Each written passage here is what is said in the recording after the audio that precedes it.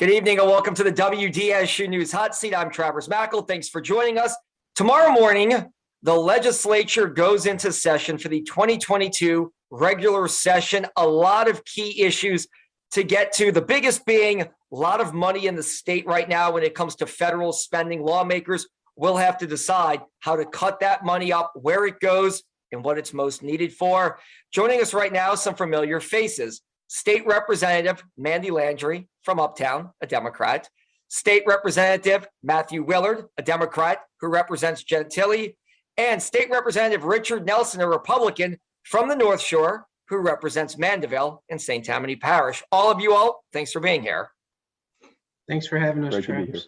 All right, let's just jump right out the gate here. We'll start with you, Representative Landry. Is it safe to say the underlying theme of this session is going to be federal dollars and how to cut that up and spend it this session? Yep, I think every day is going to be about where is that money going. It's about $3 billion in federal money we're getting, and if there's any state that's needed money for infrastructure, it's ours. In the New Orleans area, we're looking at money for funding, for drainage, for the Sewage and Water Board power plant, for roads, for any number of issues, for buildings that are owned by the state that haven't been repaired in decades. So we're excited about it, but it's going to be complicated to divide that up in a way that most people are happy. Representative Willard, if you could just carry on that conversation right here. You represent a district in Gentilly and even Lakefront Gentilly, a lot of aging infrastructure, a lot of issues when it comes to Sewage and Water Board and even power going out recently. Is that something you're looking forward to, how you can get that money back to the people in your district? Absolutely. We know that we have huge budget requirements as it relates to infrastructure in the city of New Orleans, particularly in my district in Gentilly. I hear from homeowners and residents in Gentilly all the time about the status of just roads and streets in the Gentilly area. And these are projects that have really sat still for a number of months or sometimes even longer, just waiting for the work to be completed. So we're excited about all this money coming through. And it is a priority for the legislature to spend this money on one-time expenses because it's not reoccurring money that's coming down for us. So hopefully we can work together and make some worthwhile investments for Louisiana. We're going to get to that because if we all want to go back in history, after Hurricane Katrina, we had a lot of money. I know the Jindal administration was criticized by Democrats and Republicans for using one-time money, not in a one-time manner, and they feel like it put the state in a bad spot. We'll get back to that, though. Representative Nelson, let's talk North Shore. Infrastructure needs are great there with this federal money. Obviously, more people are moving to the North Shore. You have congested roadways and infrastructure needs. Is that something that you're going to focus on when it comes to this money, too?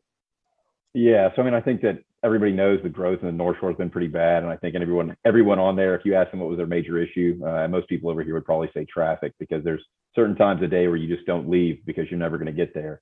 And I think that we have some of those projects, the I-10 or I-12 widening that's going on right now. We got a few other ones that I think still have a little bit of funding that we need, and so I think this extra money will kind of give us that ability to close some of those gaps and really fix some of those choke points that we have, because we got rivers and lakes, and we got to find a way to get around them efficiently. And so I think it's going to make a big difference in the ability of people to get around the North Shore. Let's stick with you. We'll just go in reverse order here. Obviously, redistricting just happened. It's a Republican-controlled legislature. What are the key big ticket items for the GOP or the Republican Party for this session? And are there any? Well, yeah. So, I mean, of course, the governor just vetoed the congressional maps that I guess were voted on by the legislature. I think an override, some kind of override on that is possible. So, or at least some solution to that override, so that or for that veto, so that the courts don't draw the map. That's possible. I would say, I think education. I think there's going to be a lot of focus on education, possibly education savings accounts, where you kind of the money follows the child in different situations. I think that's also going to be a key thing. And then, like we said, to spending all that money is going to be a pretty big battle. I think, is every Democrat or Republican, we all have 144 different ideas about what the best way to spend the money. So yeah, at least, and like I think that especially that one-time focus on not spending the one-time money on recurring expenses. I think that I think we can all agree that that's the best way to go. I think, especially if you look at it like with a pension, the unfunded pension liabilities, at least me personally, I think that's a great way to spend it, because I think about every dollar you spend on that saves about 4. So I think the bang for your buck of that $20 billion unfunded pension liability is a great way to spend the money. So Yeah, look, I think that's refreshing to hear because we all know it wasn't done that way in the past. Let me ask both of you all this question, Representative Willard and Representative Landry. What are the key issues for the New Orleans delegation? Have you all met with the Cantrell administration and other city council members? I know both of you all have good working relationships with members on the city council, but as a delegation from Orleans Parish, what do you all bring to the table? What are your key needs for the city of New Orleans in Baton Rouge when things start tomorrow? Well, yeah, Travers, we're certainly paying attention to the federal dollars as they get divvied up to make sure that New Orleans does get its own fair share. Our critical need probably in the area of funding is going to be that power substation for sewage and water board, because we desperately need that. So we'll be going back to the state trying to get more money for that. But as far as the entire delegation goes, it's people-centric policies, right? So we're concerned about education. There are some bills out there that are very discouraging, that are essentially trying to tell teachers how to teach and what to teach in the classroom, and kind of ties their hands at a point where we're actually having trouble recruiting teachers, and a lot of our classrooms are being taught by substitute teachers. So that'll certainly be a concern. And then, Rep. Landry, and I'll let her talk to this, she has a great gun bill that is of concern for the city of New Orleans and would do us a lot of good if that were to pass. So I'll let Mandy talk about that. Sure, if you can talk about that, because crime is spiking, not just in New Orleans, all around the country, but it's a problem in New Orleans. What is your gun bill, and how do you think that would benefit the city of New Orleans? Right. So the state has restrictions on what gun control measures that localities can pass, and we're basically, our hands are tied in New Orleans. We can't pass much more than what the state has, and so it's called a local preemption bill, and it would allow the city, just the city of New Orleans, to pass our own bills. And I've already had talks with the city about it. We're going to work with NOPD and see if we can, come up with a package to bring to the table. It's, this is going to be a hard one, but I mean, you're right. Given like the uptick in gun violence in the past couple of years, we need to be able to address our specific needs. And, what we need in New Orleans is different than the rest of the state. I also moved to the Ways and Means Committee with Matt. And so we're going to be working first and foremost on money for the city. And finally, there are some tax bills being proposed that the city is concerned about. They could have an effect on city revenue and planning for years to come. So we have our work cut out for us this year. Really quickly, let me ask you about this. Is this something similar to what New York City has done, where the city is basically separate when it comes to a lot of gun laws than the rest of the state in New York? And I know it's been an uphill fight in the legislature because there's a huge pushback from the gun lobby, the NRA. What happens in New Orleans doesn't happen in the rest of the state. Is that why this is so important? Because really, New Orleans and Baton Rouge are really outliers when it comes to their population bases as the rest of Louisiana goes. For sure, there's population base, but also, I mean, I think this is a number before COVID. I'm not sure what it is now, but we get 19 million visitors a year. I mean, we have enormous events, Mardi Gras, Jazz Fest, festivals all the time. We just have different needs here.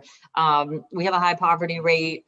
We still have employment issues. I mean, we need to be able to deal with this in a way that is specific to us. It's going to be different than what's going on in Mandeville.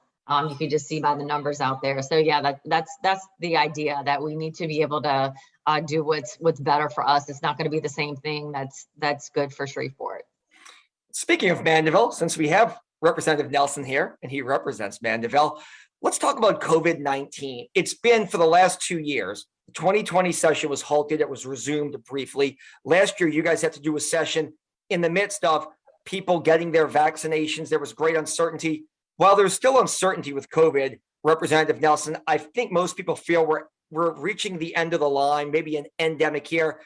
How much of an underlying theme does COVID have in this session, in your opinion?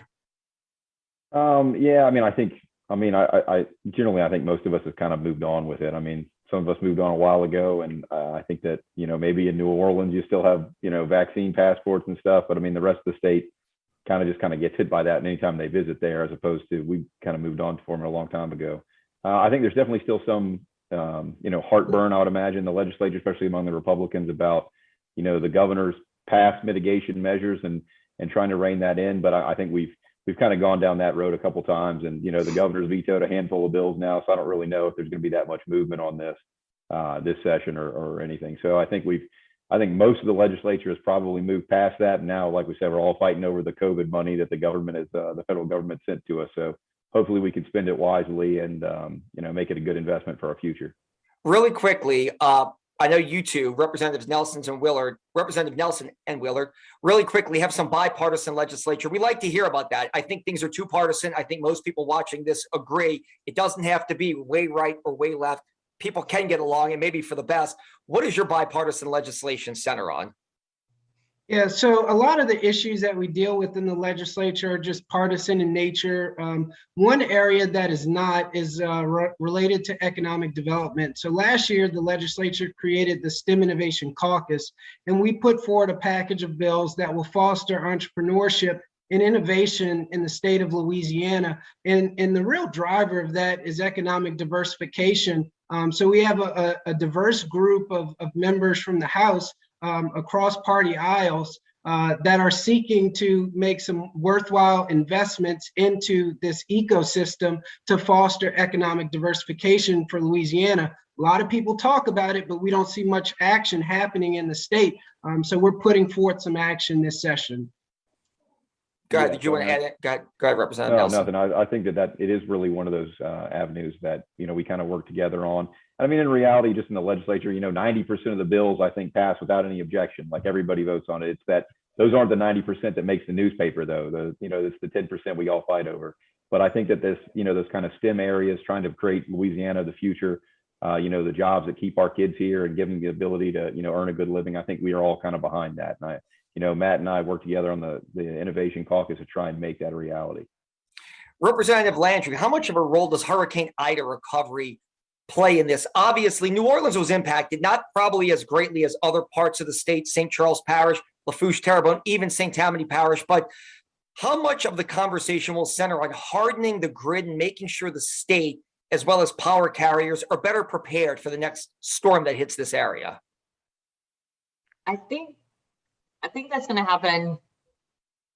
I think that's going to be part of it. What I'm seeing more as a fallout from Hurricane Ida is the insurance reform measures that have been filed. There have been a slew of bills filed, mostly because of bad faith payouts by the insurance industry and bad faith estimates. And most of the bills are by Republicans, actually, which is kind of refreshing. So I think I don't know about hardening the infrastructure. I think some of the federal money is going to go to that, but we're going to see more on insurance reform. I also have a related bill. You want to talk about bipartisan support, a bill with Speaker Pro Tem McGee and the Chairman of Appropriations Zering to protect tenants who faced eviction after federal disasters. We had a lot of people in New Orleans and in the Bayou region who were being evicted from their homes after the hurricane. So that's kind of what's on my personal agenda for Hurricane Ida. But I think we all need to keep an eye on what's going on in the insurance industry. They're not happy about some of these bills, but the fact is you can't offer someone $10,000 when they have $100,000 worth of damage. No, it's a great point. I wish we had more time to discuss all of that. Unfortunately, I do have to wrap things up. We'll be talking to you all over the next couple of months during the session. Representative Richard Nelson from Mandeville, GOP party, thank you. And then Representatives Mandy Landry and Matthew Willard from New Orleans, both Democrats. We appreciate your time. That is all the time that we have for the hot seat. I'm Travers Mackel. You can see this entire segment starting tomorrow morning on our website, WDSU.com. And we should point out, we will have extended coverage Monday morning and in all of our newscasts on the start of the 2022 legislative session.